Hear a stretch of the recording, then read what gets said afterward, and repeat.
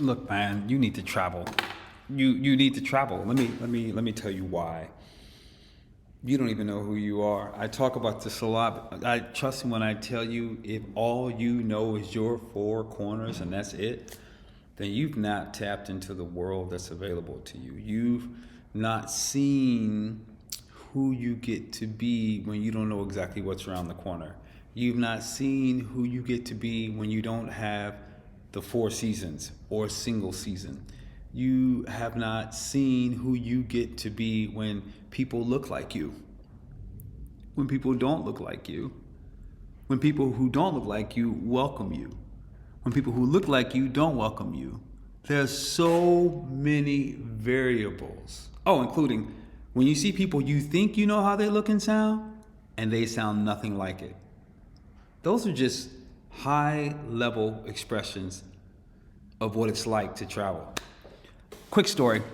When I was growing up, I grew up in a small town, Southwest Michigan, the Bible Belt. Really simple. We knew our neighbors, predominantly African American, couple European Americans, couple Mexican Americans in the neighborhood. But for the most part, it was with family. It was great. It was wonderful growing up. You basically went to church, came home, played on the block, hung out with family. That's what you did. My first flight ever snatched me up from my small town and sent me to Frankfurt, Germany.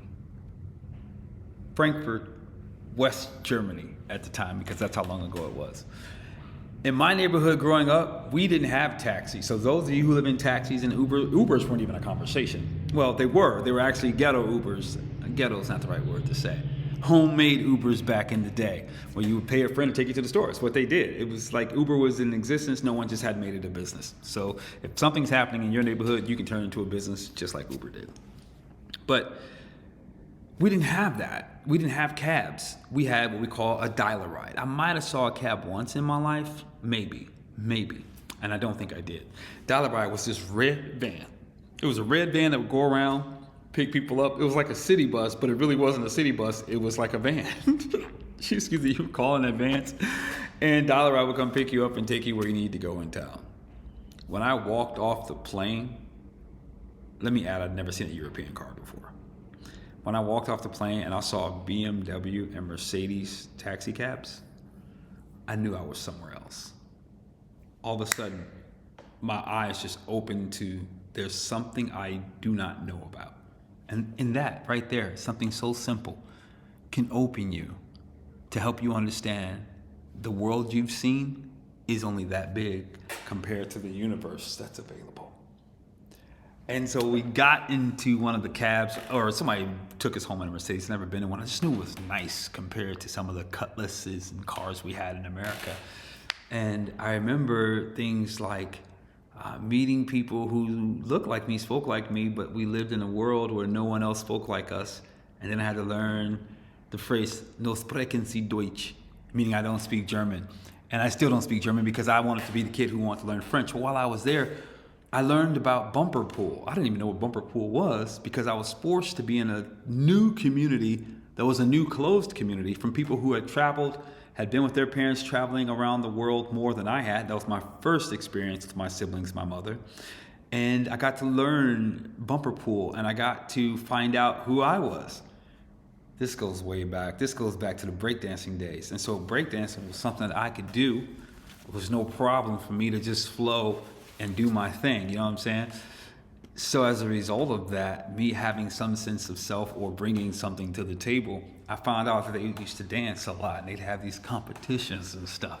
And we would travel around Southwest Germany breakdancing, meeting other American groups of children who were abroad like their parents were. And that began to create these relationships. Ron, Jazz, I'm still cool with him. There's a couple other people that I met as well. Their names would click. This is before what you know as Berlin to exist. It was split. And it opened my eyes. It opened my eyes to a new culture, to a new world, even down to new candies. The gummy man would come by. I had boxed candy in the US.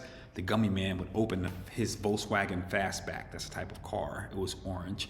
And have all these gummies made with different flavors and things. And it was just all brand new exposure and stimulation, things I'd never known.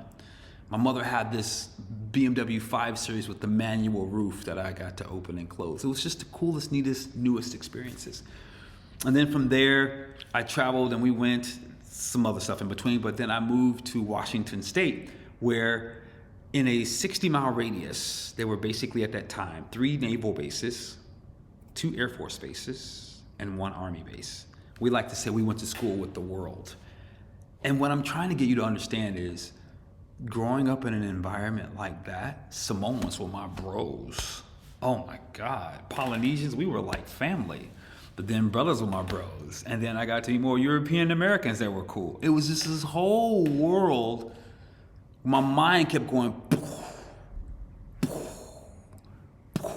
All the constructs I had were allowed to expand in safer spaces.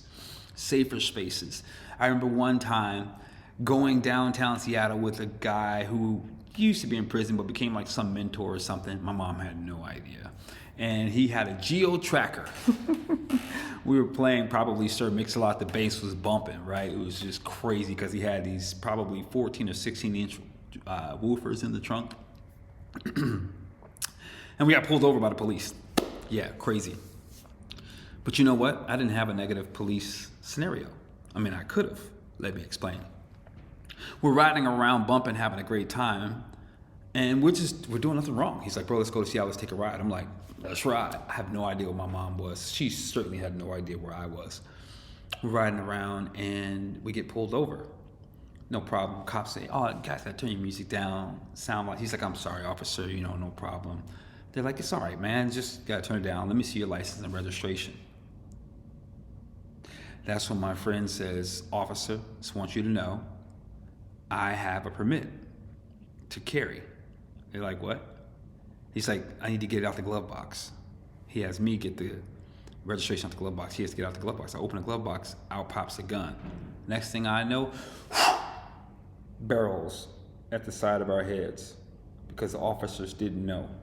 They were cool beforehand, but now there's a gun on the scene they didn't know. And I mean barrel probably like right here. On my side and on his side. He says, officer, I have a license to carry. They said, okay, just take your time and pull it out. And I don't remember if it was above in his visor, if I got it out the glove box. But in that moment, it was like, what's going to happen? Presented it. Officer said, man, just turn it down. Next time, have it on your person. Tell us in advance so we can be calm and keep the situation cool. He said, absolutely, officer. If they let us drive away, no problem.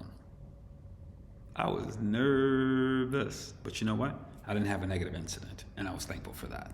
That those officers in that moment at night in Seattle didn't lose it. But that was all just part of the travel experience. I got to meet people from other countries. I believe my first girlfriend, her name was Nushua. I don't even know what country I don't even remember what country she was from. I want to say it wasn't Thailand, but it could have been Thailand. I feel like it started with an O, but I don't remember. And I didn't know what I was doing, so it didn't really matter, right? She was a cute girl, these big old pretty rosy cheeks. I was like, hey, what's up, girl? I don't know if I did that. I was probably as corny as I am today, even worse.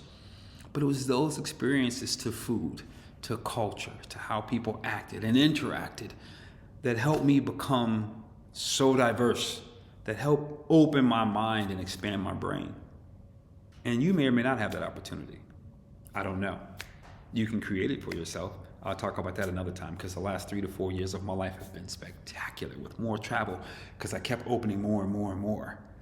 But it's this travel, it's this exposure to others that's helped me redefine who I am, that helped me understand I'm a living organism. I can adapt and change and expand just because of exposure. So can you, and you need it.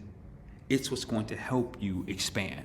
If you've lived in the world, your 4 blocks, or your city, or your state, in your country, and that's it, trust me when I tell you, you really haven't discovered you.